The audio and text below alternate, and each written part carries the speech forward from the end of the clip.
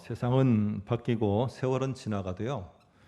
그때그때마다 참 이 세상에는 이렇게 울타리를 만들어 놓고 그 울타리 안에 거하는 자들만의 이 특혜가 베풀어지는 그런 모습들이 계속되어지는 것 같습니다. 지금도 사실은 공항 같은 데 가더라도 스카이 라운지에 들어갈 수 있는 표식이 있는 자들은 들어가서 또 거기서 먹고 싶은 거와 쉬고 싶은 것들을 마음껏 누릴 수 있는 이렇게 특별한 울타리들이 있지 않습니까?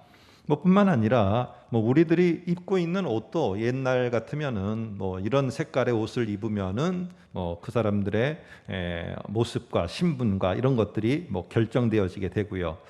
지금도 청소년들은 연예인 팬클럽의 울타리 안에 들어가려고 하면은 그들 나름대로 표식을 가져야 되기도 하고요. 뿐만 아니라 몸에 어떤 문신이나 모양을 새겨야지만 특별한 그러한 그룹과 울타리 안에 멤버가 되기도 합니다.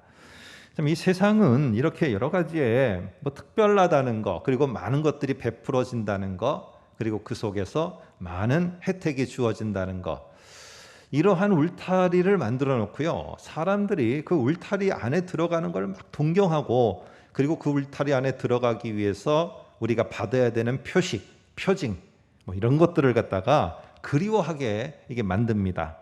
근데 잘 보시면은 그 울타리 안에 들어가서 우리가 누리고자 하는 것, 받고자 하는 혜택, 그것을 위해서 우리가 표식을 받으려고 할 때 반드시 기억해야 돼서 되돌아보면은요.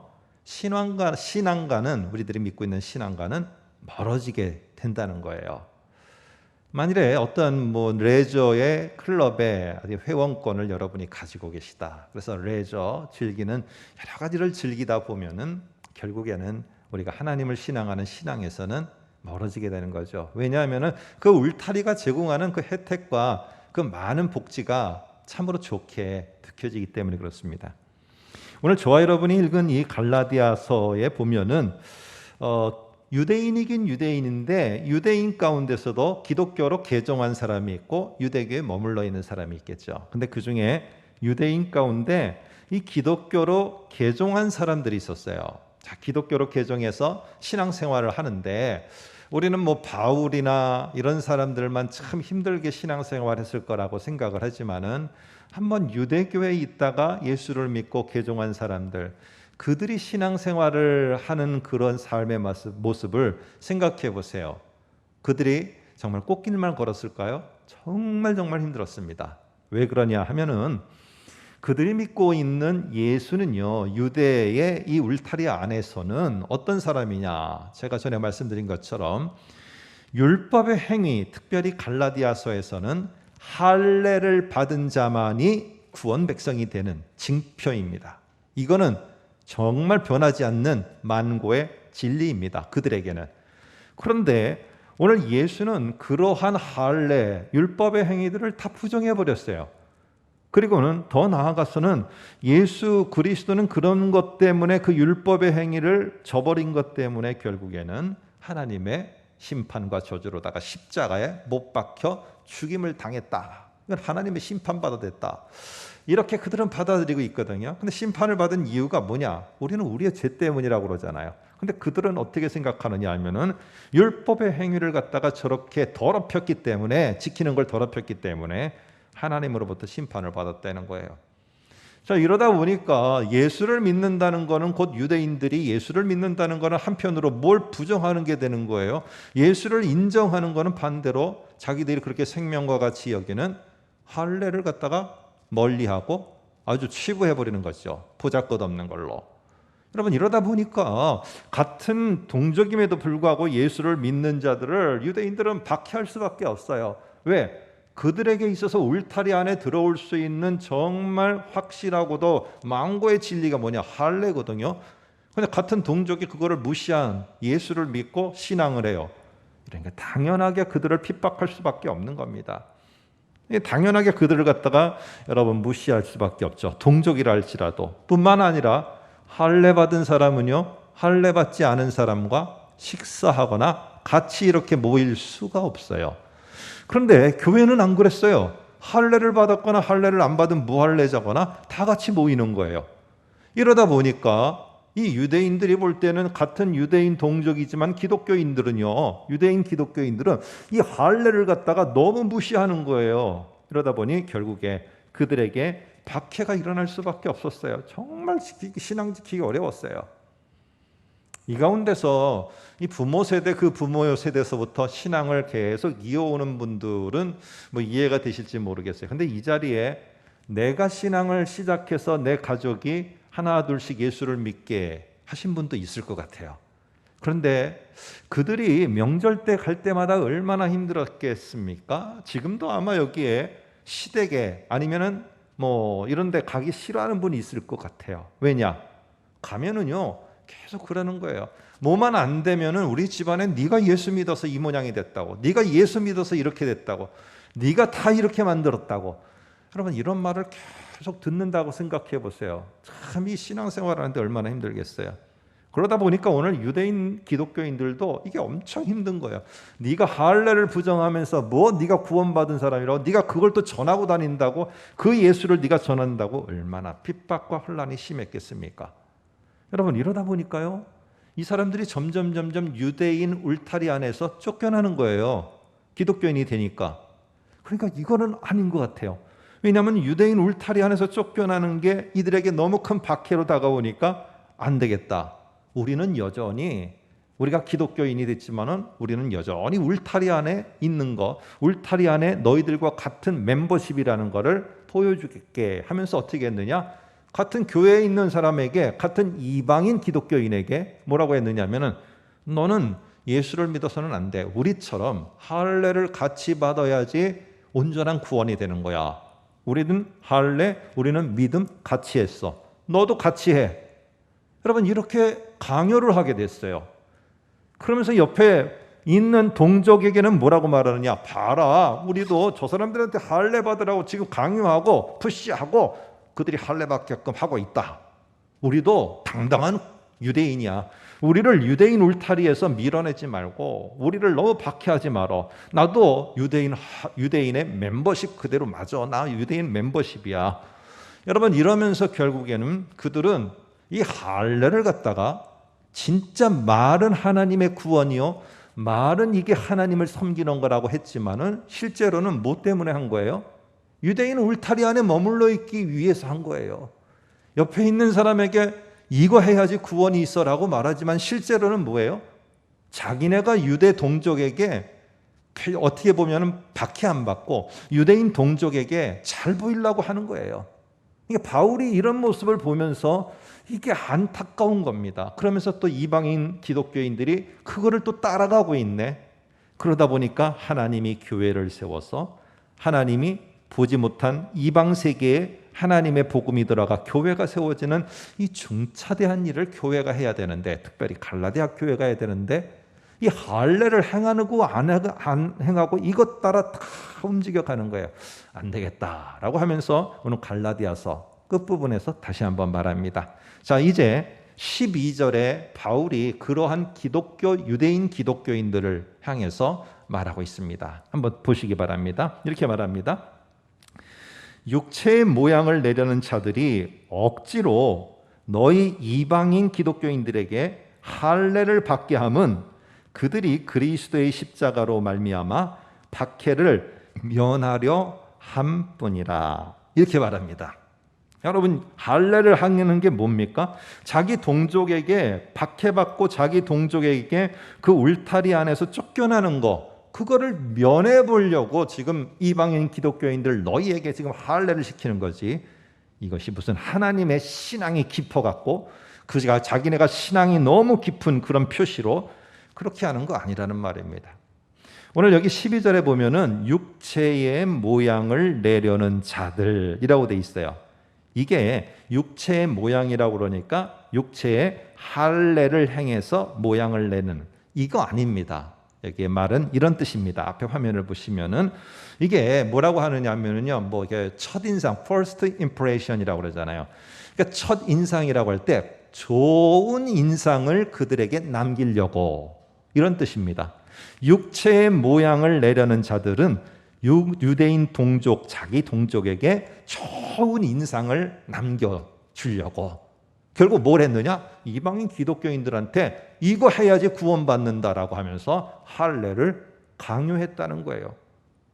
이게 무슨 하나님 신앙이라는 것이죠. 그들은 결국에 육체의 모양 좋은 인상을 남기려고 자꾸 교회에 할례 해야 된다고 너희들에게 지금 말하고 있는 거라는 거예요. 13절에서 또 구체적으로 설명합니다. 앞에 화면을 보셔도 됩니다. 너희에게 할례를 받게 하려는 것은 뭔가 하나님에 대한 신앙이 좋아서 자기가 신앙을 잘 지키는 사람이라서 아니라는 거예요. 할례를 받게 하려는 것은 그들이 너희의 육체, 너희가 할례를 몇 명 받았느냐? 이방인 기독교인들이 할례 몇 명 받았어? 이거를 숫자를 갖고 자기 동족에게 자랑하려고 하는 이유 때문이다. 내가 얼마나 멤버십 강한 사람인 줄 알아? 내가 기독교인이라고 너무 무척하지 마. 나도 할례 다 지키고 할례 받아야지 구원받는다고 말했고, 그래서 오늘은 내가 몇 명을 할례를 받도록 내가 만들었어. 이렇게 해갖고 자기를 자기 동족에게 자랑하려고 하기 위한 수단으로다가 지금 할례를 너희들한테 베풀고 있다. 오늘 이렇게 바울이 좀 깨달으라고 지금 말해주고 있어요. 여러분, 유대인 기독교인들은 이방인 기독교인들, 그들이 얼마나 할례를 많이 받았는가, 이게 자기 동족에 가서 자랑거리예요. 나 오늘 할례 몇 명 받게 했다. 나 뭐뭐 했다. 이 말은 뭐예요? 나 유대인의 멤버십으로 내가 정말 이렇게 든든한 사람이야. 그거 자랑하는 거예요. 그거 자랑하는 거. 결국 유대인 울타리 안에 잘 있다는 거, 박해 받는 거를 면했다는 거, 내가 그래서 할례를 잘 받도록 권유했다는 거, 이거 자랑하는 거예요. 여러분, 할례를 하도록 한 이유가 뭐예요? 유대인 그 울타리 안에 인싸로다가 있게 하는 이런 모습이었어요. 오늘 바울은 말합니다. 거기 하나님에 대한 신앙 없다. 거기 하나님에 대한 믿음의 돈독함 없다. 단지 자기가 유대인의 멤버십으로서 얼마나 충성스러운 사람인가 보이려고 하는 것밖에 없다. 여러분, 요즘에 우리 젊은 아이들이 쓰는 말 가운데 인사이더, 아웃사이더, 줄여서는 인싸, 아싸 뭐 이런 말을 씁니다. 예전에도 우리가 계시록하면서 한번 언급했습니다만, 인사이더는요 그냥 말 그대로입니다. 어떤 울타리 안에 있다는 거예요. 울타리 안에. 그런데 이 말은 지금 우리 젊은 아이들이 쓰지만요, 이런 상황과 여건은 성경의 역사, 아니 인류의 역사를 흘러내려오면서 한 번도 이런 적이 없었던 때가 없어요. 오늘 한번 여기 갈라디아서의 배경이 되는 로마 제국을 볼까요? 로마 제국에서 황제는 이 두 가지를 갖다가 그들에게 강요를 했습니다. 하나는요, 도시국가를 점령한 다음에 그 도시국가에 자기가 가 있지 않아요. 뭐 빌립보다 하면 빌립보에 가 있지 않아요. 로마에 있지. 그러니까 자기가 거기에 있는 것처럼 사람들이 여기도록 형상을 만들었어요.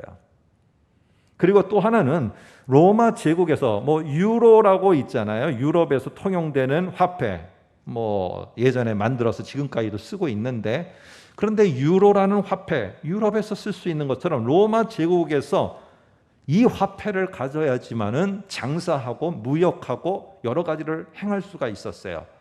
여러분, 근데 그 화폐에는 반드시 뭐가 그려져 있느냐? 로마의 황제의 얼굴이 새겨져 있는 거예요. 그러니까 결국에 황제의 형상 앞에 절을 하고 이 로마의 황제의 그림이 그려져 있는 이 화폐를 써야지만 뭘 할 수 있느냐? 이 로마 제국이라는 울타리 안에서 아주 모든 복지 그리고 혜택 다 받을 수 있는 표직을 하나 줍니다. 표식을. 그게 바로 뭐냐면은 시민권이라는 표식이에요. 여러분, 이 시민권을 가졌다는 게 우리가 대한민국이 뭐 민증이나 여권 가졌다는 이 정도하고는 상상이 안 됩니다. 지금부터 2000여 년 전에. 이거 가지면은요, 내가 잘못했다고 법정에 가서 나를 함부로 가두거나 나에게 막 사형을 내리거나 이런 거 할 수 없어요. 오직 그것을 결정할 수 있는 시민권자, 이 시민권을 가진, 표식을 가진 자에 대한 모든 결정은 누구만 할 수 있느냐? 황제만 할 수 있어요. 황제만. 그리고 지금에서야 우리가 뭐 노후의 복지가 어떠니 이렇게 말하죠. 로마 시대에 벌써 2000년 전에 로마의 군인이 되어갖고 그들이 그래서 군인이 될 때 황제 앞에 무릎을 탁 꿇고 칼을 탁 댑니다. 가슴에. 이게 뭐냐? 내가 오로지 내 생명을 황제 당신에게 내어놓습니다. 여러분, 이렇게 하고 싸워요. 근데 이러다가 군인으로 있다가 은퇴를 하잖아요. 그들에게 주어지는 모든 앞으로의 미래 다 보장됩니다. 그들에게 복지, 살아가는 집뿐만 아니라 노예까지 다 갖다 주고요. 노예도 갖다 주고 뿐만 아니라 그들의 자녀들 교육도 다 책임져 주고 이미 그 시대에 의료 행위까지도 할 수 있게 혜택까지 받을 수 있게. 여러분 2000년 전 얘기예요. 이게 지금의 얘기가 아니라 이런 제국의 인사이더로 내가 들어가고 싶겠습니까? 안 들어가고 싶겠습니까? 근데 들어가려고 하면은 시민권 표식이 있으면 되는 거예요. 여러분 그러면 만일에 여러분이 그 시대로 되돌아간다면 여러분이 기독교인인데 내가 그러한 인사이더로 들어가게끔 내 자녀가 제발 들어가서 그런 혜택 좀 받게 해달라고 하나님께 기도하겠습니까? 안 하겠습니까? 말하지 마시고요. 할 거예요. 분명히. 하게 해달라고. 그리고 만일에 그 혜택을 받고 있다고 하면은 만나는 사람마다 뭐를 자랑하느냐. 335 교회 모여서 만날 때마다 아마 그럴 거예요. 우리는 거기에 인싸들이 됐다. 인사이더가 됐다. 이 혜택 받고 저 혜택 받고. 우리도 오매불망 언제 들어가지? 아마 이야기했을지 몰라요. 지금 바울이 말하는 게 그것입니다. 오늘 도대체 유대인들은 내가 지금 구원을 받은 할례를 받은 거기에 인사이더들이야. 너희도 되려면 똑같이 할례 받아야 돼. 자꾸 사람들로 하여금 오매불망 거기에 유대인 공동체에 들어가게끔 만들려고 하고 있어요. 오늘 이럴 때 바울이 하는 겁니다. 너희는 모이면은 그 얘기냐? 할례 받았니? 할례 안 받았느니?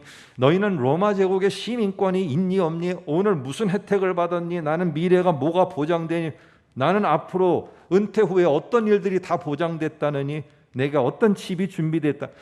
모이면 그 얘기야. 모이면은 나 한번 얘기할까? 나는 유대 울타리 인사이더 얘기하면은 나만큼 유대 울타리의 인사이더로 강한 사람이 어디 있어? 나 율법의 행위의 최고인 사람이었어. 말하죠. 갈라디아서 앞에 동갑내기들하고 비교할 때 나를 따라올 자가 없었어. 나보다 더한 자가 어디 있어? 로마의 시민권? 나는 이미 갖고 그것도 혜택도 난 뭔지 다 받아본 사람이야. 그런데 나는 뭘 자랑하느냐? 나는 그거에 인사이더가 됐다고 난 나누지 않는다.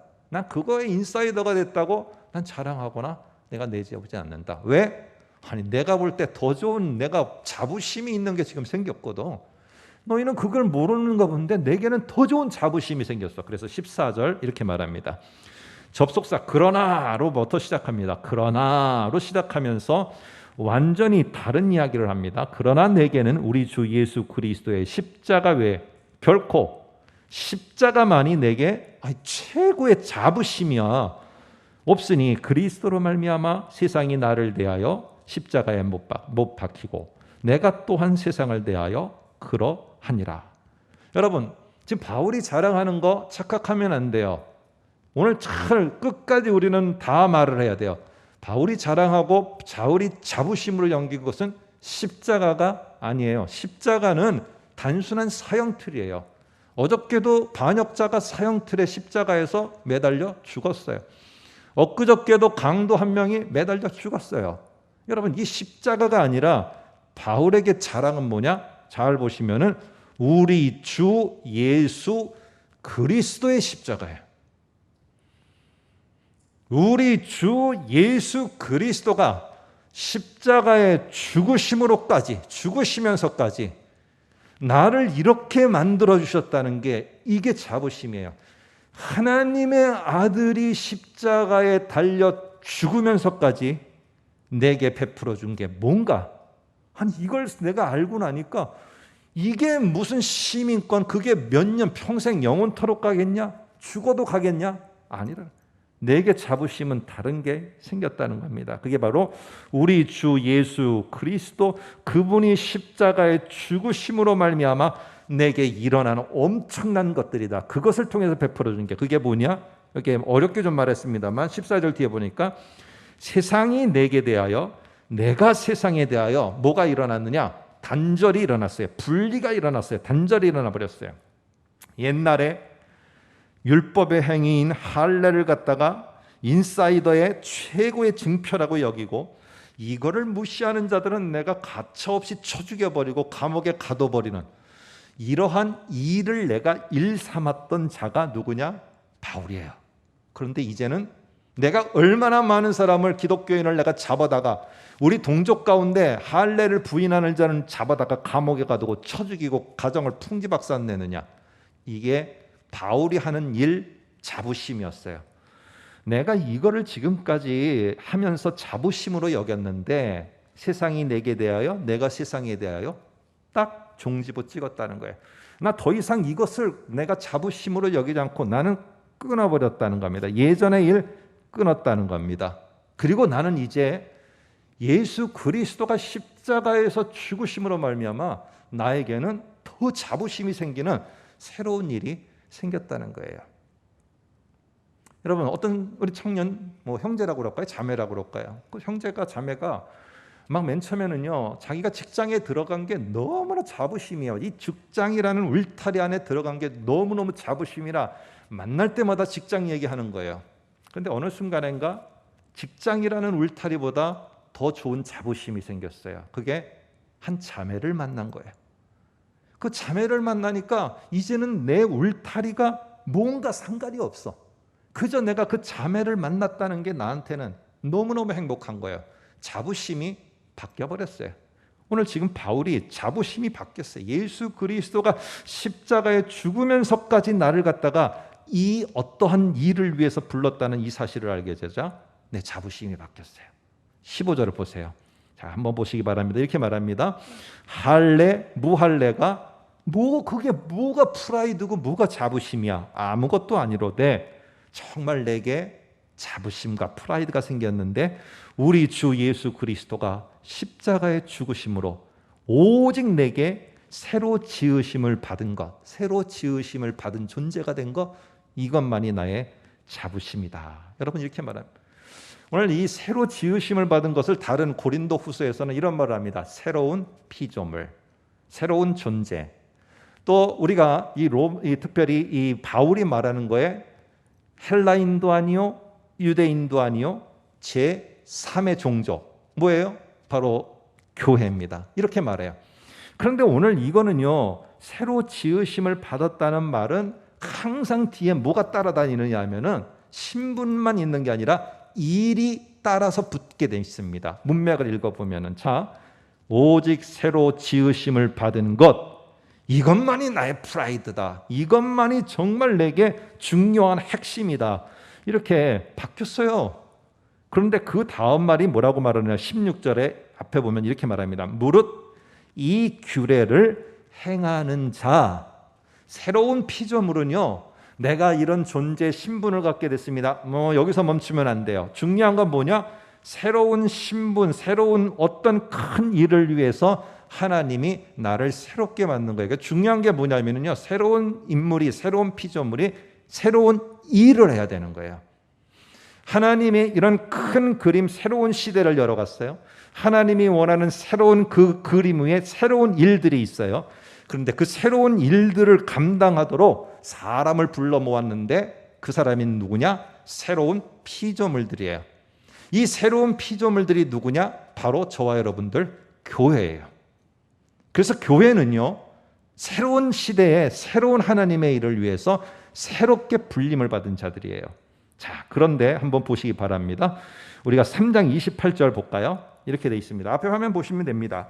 너희는 유대인이나 헬라인이나 종이나 자유인이나 남자나 여자 없이 다 그리스도 예수 안에서 하나니라. 이렇게 말해요. 하나이다. 여러분, 이 하나는요, 평등하다는 게 아니에요. 예수 안에서는 뭐 잘 살고 못 살고 나 많거나 적거나 우리 모두가 다 똑같습니다. 여러분, 이 얘기 지금 하는 게 아니에요. 갈라디아서에서 뭘 말하느냐? 그 뒤에 또 일이 나와요. 한번 보시면 29절 보면 이렇게 말합니다.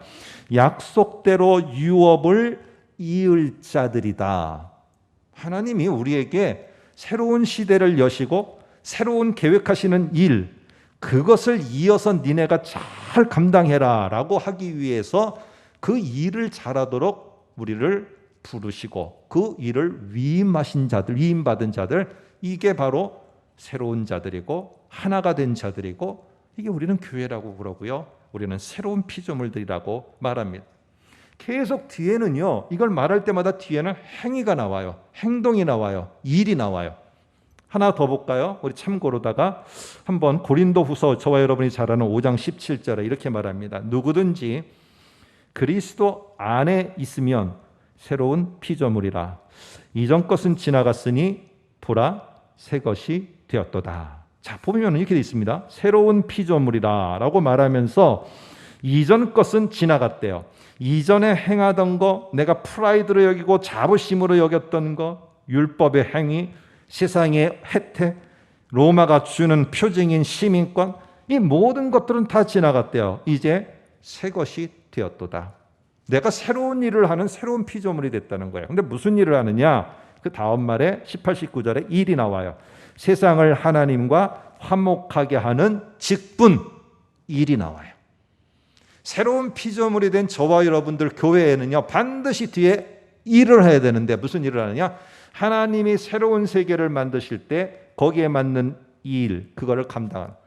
오늘 특별히 이 시대는요, 하나님께서 이방 세계를 향해서 하나님의 복음이 들어가 이방인들이 예수를 믿고 그곳에 교회가 생기고 땅 끝까지 복음이 전파되는 것, 이게 하나님이 그린 새 시대예요. 여러분, 저와 여러분들은 다 그렇게 살고 있으니까 이게 뭐 그냥 그러려니 하지만 유대 사회에서 어떻게 이방인에게 성령이 임하고 하나님의 구원이 주어지지? 그런 세계는 죽었다 깨어나도 일어나지 않아. 그런 세계는 절대로 일어나지 않아. 자기네 울타리 안에 들어오려면 할례를 받아야지. 자기네 울타리에 있어야지. 아니 무슨 저 바깥의 세상에 거기 하나님의 역사가 있고 하나님의 구원이 있고 성령이 있어? 이런 시대는 오지 않아. 그런데 그런 시대를 하나님이 누구에게 보여줬어요? 바울에게 보여줬어요. 그리고 바울을 통해서 복음을 들은 교회가 그 세계를 본 거예요. 그러면 어떻게 됩니까? 거기를 향해서 나아가서 거기에 하나님의 복음, 하나님의 구원과 성령의 역사하심이 있다는 것을 전하러 가야 되는 게 이 시대의 새로운 세대 속에서 새로운 일을 감당해야 될 새로운 피조물들의 모습이었어요. 여러분, 이 세상에 보면은요, 이렇게 울타리를 만들어 놓고 참 그 안에서만 있게 되어지는, 그래서 울타리 안에 들어가려고 하더라도 쉽지가 않은 뭐 이런 모습은 뭐 학교나 뭐 직장이나 뭐 엄청 많습니다. 그러니까 그것을 또 특권으로 알고 살아가게끔 만들어요. 제가 좀 웃지 못할 그러한 한 기사를 하나 봤는데요. 10여 년 전에 어떤 한 50여 가정이 이분들이 이 산을 하나 전체를 구매를 한 것 같아요. 그리고는 거기다가 자기네 집들을 이렇게 하나씩 졌어요. 그러다 보니까 거기에서 지방자치에서 그곳 이름을 무슨 마을이라고 붙여줬어요. 여러분, 그러니까 괜찮았어요. 근데 나중에 이게 10여 년이 지나니까 거기에는 독특하게 그 50여 가구들은 다 특징이 한 대학을, 동일한 대학을 나온 동문들 그 사람들이었어요.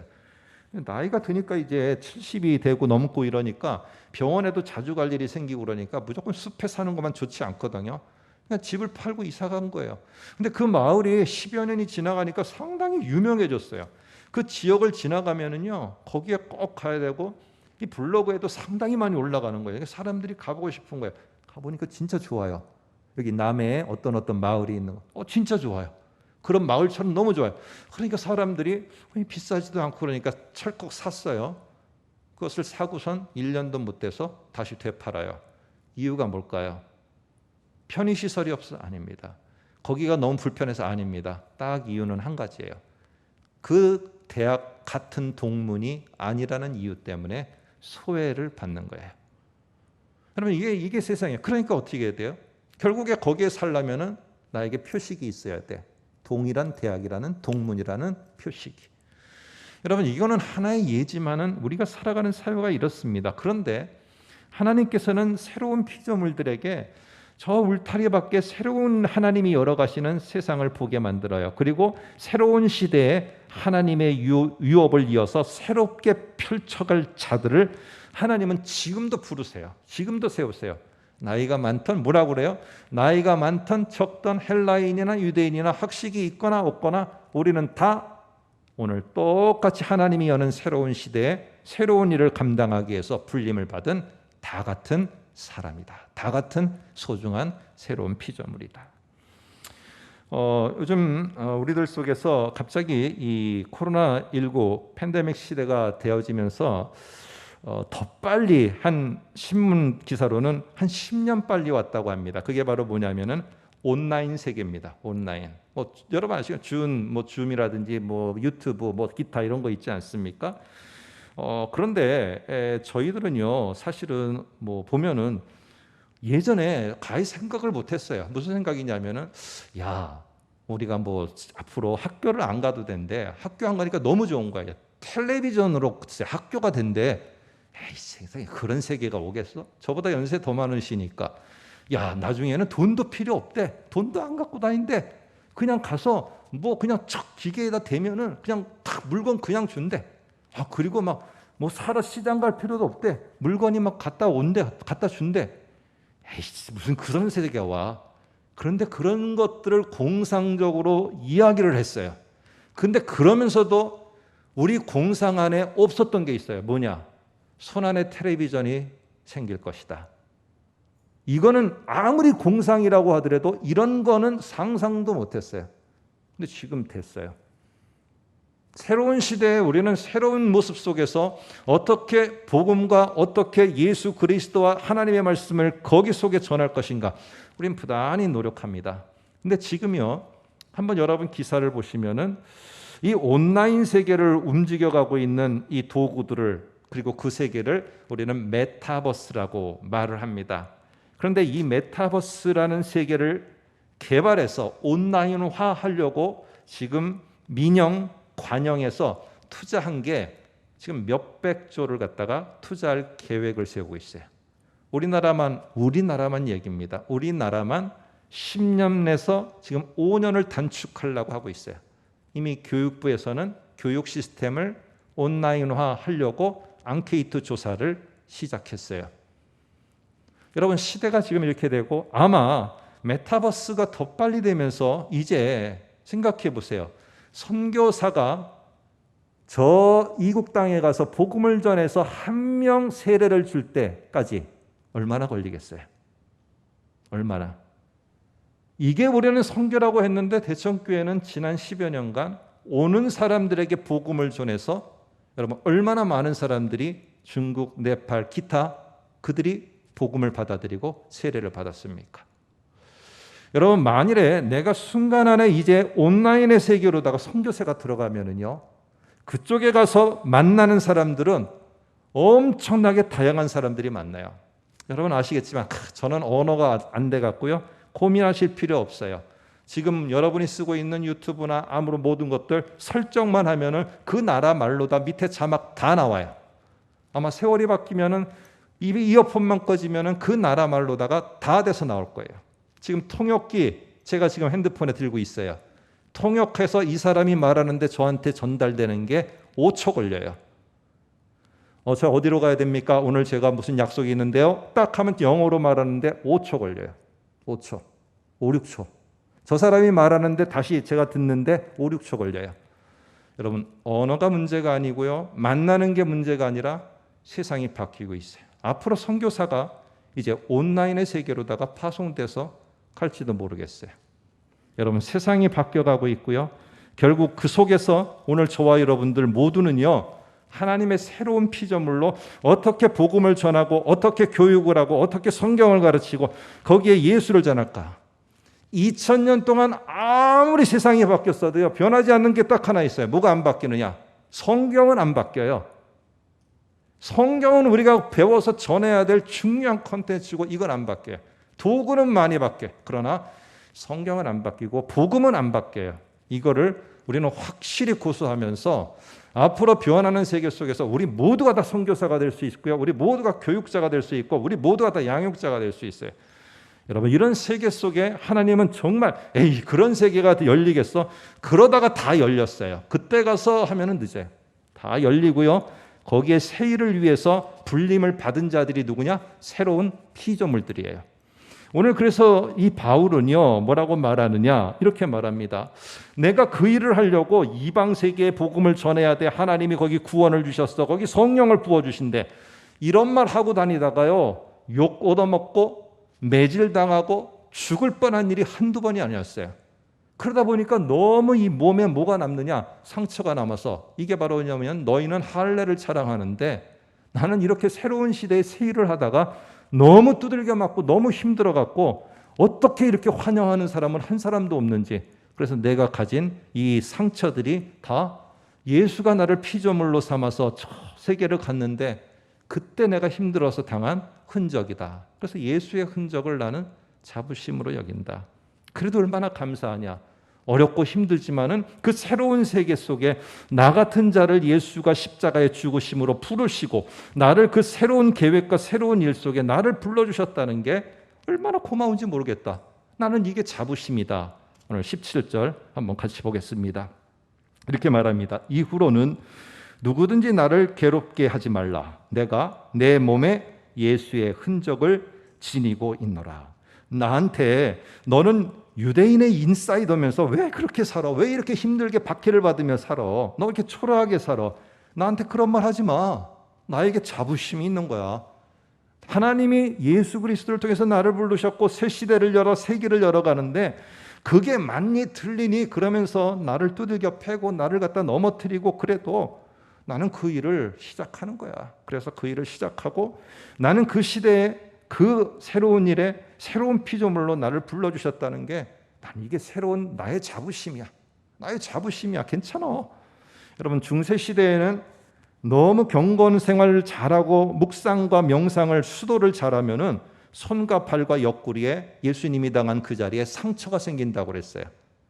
똑같이 피가 나기도 하고 상처가 생기는 이거를 예수님의 흔적, 예수의 흔적, 바울이 말한 그거라고 믿었어요.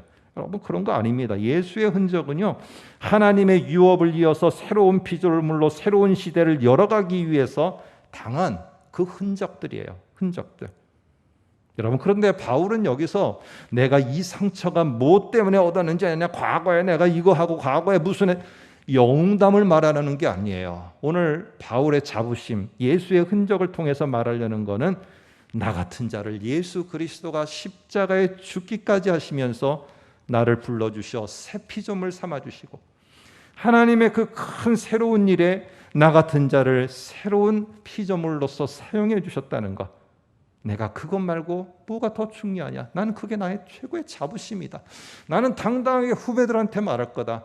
저 앞으로 몇천 2000년 뒤에 저 한국에 아니면 저 어떤 나라에 내가 시작했던 이방을 향한 이 하나님의 큰 계획이 펼쳐져서 거기서 찬송이 울러나오고 엄청난 역사가 있게 될 거다.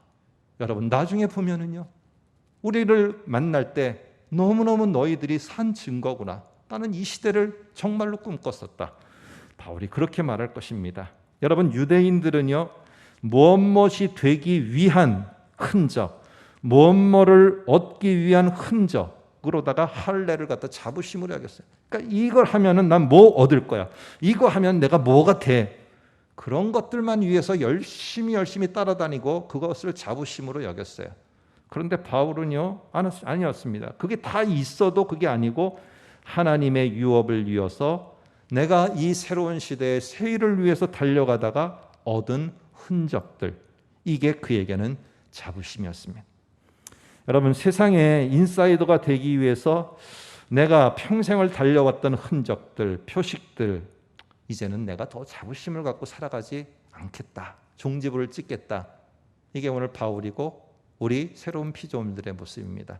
그 종지부를 찍겠다. 그 말이 뭐냐? 갈라디아서 2장 20절 전반부입니다. 내가 그리스도와 함께 십자가에 못 박혔다. 더 이상 나는 옛날에 그것을 내가 여기는 자부심으로 살지 않겠다는 거예요. 나의 새로운 것, 자부심이 새롭게 생겼다는 거예요. 그게 뭐냐? 그런즉 이제 내가 산 것이 아니요 오직 내 안에 그리스도께서 사신 것이라. 그리스도가 십자가에 죽으심으로 나를 새로운 피조물로 삼아 새로운 하나님의 계획에 새로운 일에 나를 동참시켜 주신 것. 이게 정말 내게 큰 자부심이다. 사랑하는 성도 여러분, 세상에 다름이 우리에게 있어요. 그거는 바로 예수 그리스도의 죽으심으로 하나님의 큰 일에 새로운 피조물로 불림받은 거예요. 저와 여러분들 이런 세상과 다름의 자부심을 가지시고 이번 명절 기죽지 마시고 나에게는 그런 자부심이 있어. 확신하면서 사시기를 주님의 이름으로 부탁드립니다. 우리 같이 한번 기도하겠습니다.